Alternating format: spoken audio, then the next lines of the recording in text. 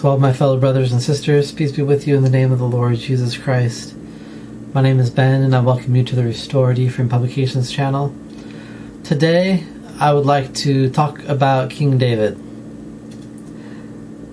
Now, there's always a lot of respect for King David, and I certainly understand why, as even the Lord himself said that David was a man after his own heart. And King David did a lot of good things, but he also did some bad things, and it made me wonder, how should I think of King David? And and the Holy Spirit helped me to better understand what was going on. And King David was chosen for a purpose.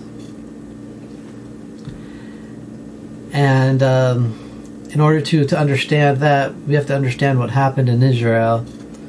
See, it all began years ago from that time. Israel was following the law of Moses concerning the government, which was that a system of judges was to be had, and basically the Israelites were to judge themselves according to the law of God. But some problems kicked in. Number one, people are lazy by nature. And people don't want to go to war, and they don't want to judge themselves.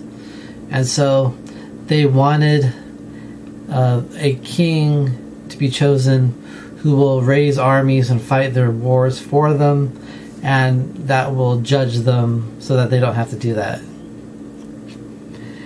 And the Lord told the prophet Samuel to go ahead and give them a king, but give them a warning.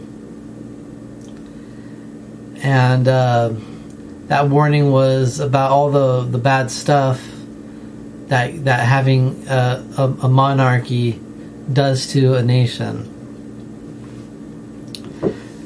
But in the end, the Lord told Samuel, the prophet, that they haven't rejected you, they rejected me. And so, by wanting a king, the house of Israel was in the beginning stages of rejecting the Lord. They didn't want the Lord to be king over them. They wanted to have a king who was physically present and to do things for them so that they wouldn't have to do anything.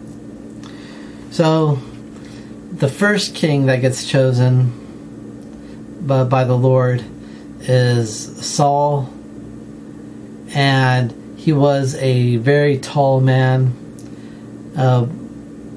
which is, everybody likes tall men. Short men, not so much, but tall men have an easier time getting respect. And what the whole thing of King Saul was to show that a man of good looks is not able to lead the house of Israel correctly.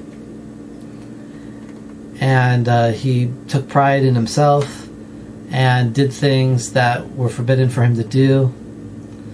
And so the Lord rejected him as king and instead chose David. And chose David when he was a young man. And at that time, David was very righteous, and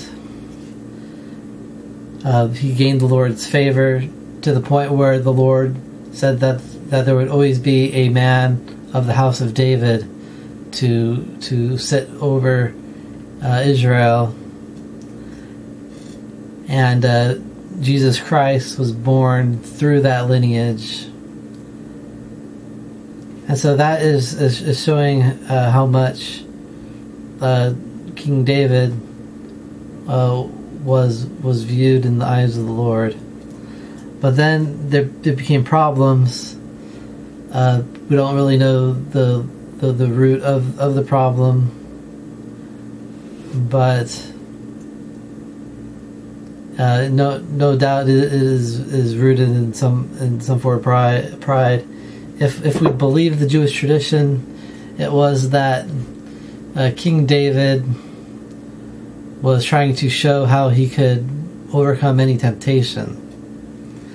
But that's just a tradition. We don't know if that's true or not. But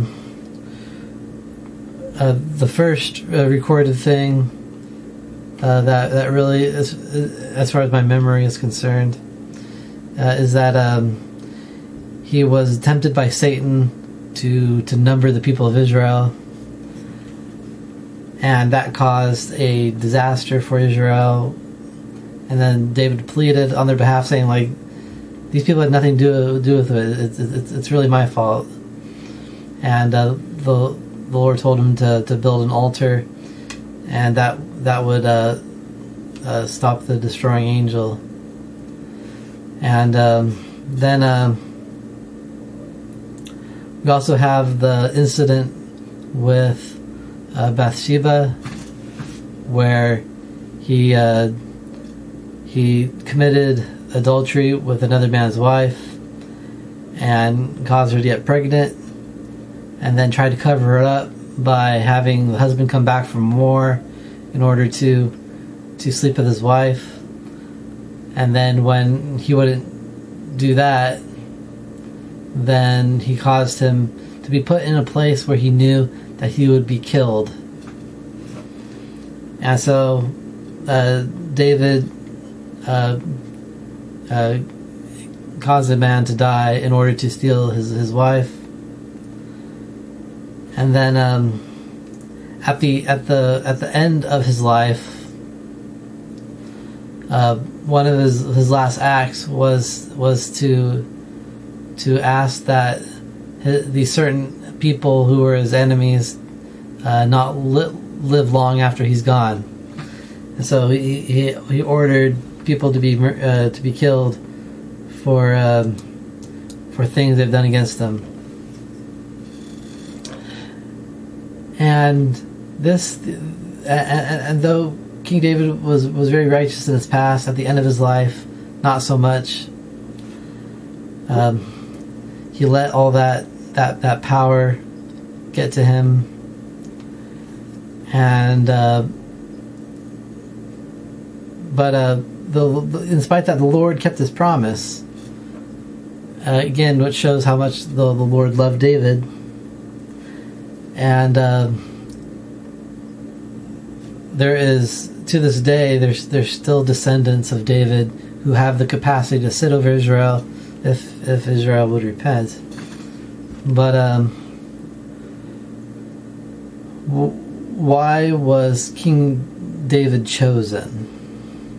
And this is what the Holy Spirit told me, and it is that the Lord wants to show Israel that no man except for the Lord himself is fit to be a king over Israel. And so David, with all his desire for righteousness, is just a man with weaknesses, and those weaknesses became amplified by giving him too much power and position, and it helped to lead to his downfall in the end.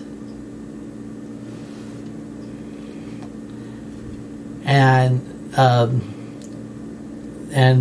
looking throughout the entire lineage of the kings of Israel, there's been good kings, there's been horrible kings, but all of this is meant to show the house of Israel that no man is fit to be a king, and so we only need to look to the Lord. Ultimately, the Lord wants us to be self-governing.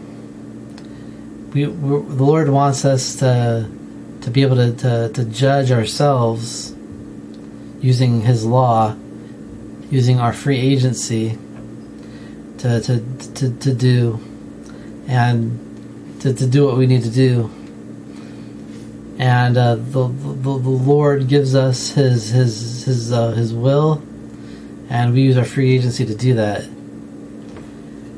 And when we look for outside systems outside that, it's going to lead to bad things. It might not be right away, as in the case of David.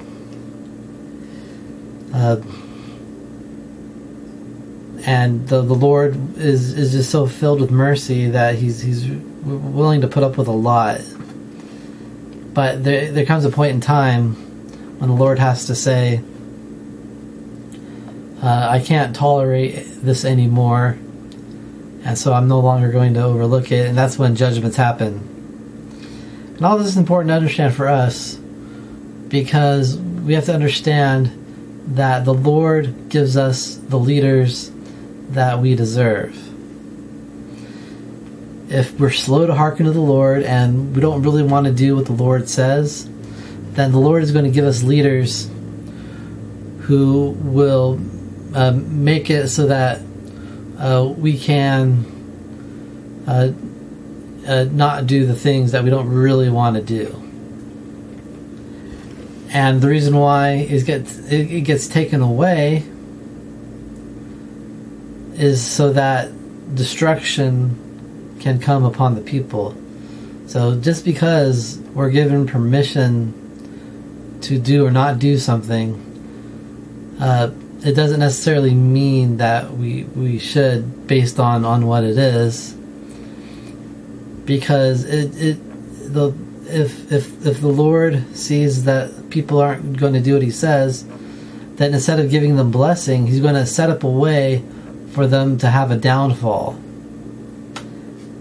And so He puts leaders in positions for the purpose of causing downfall.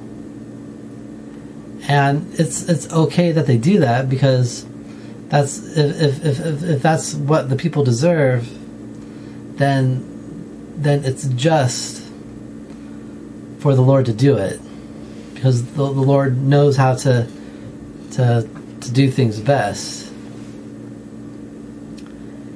And we don't need to argue with leaders or speak out against leaders.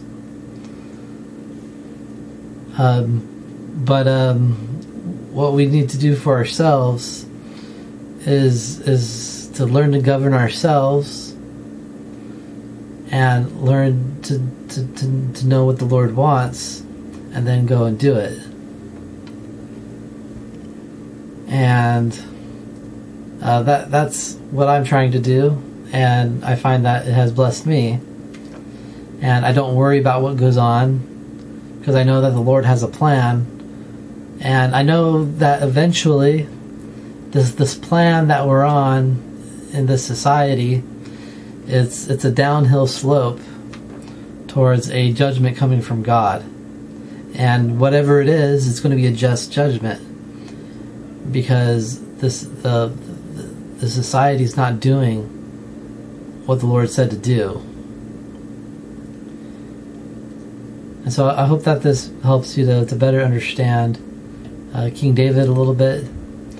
The Lord Himself is the only one who's capable of being a king over the people. And Jesus Christ is a greater king than David ever was. And the Lord is perfect in everything, whereas men are able to make mistakes and do things wrong. And I leave this with you in the name of Jesus Christ. Amen.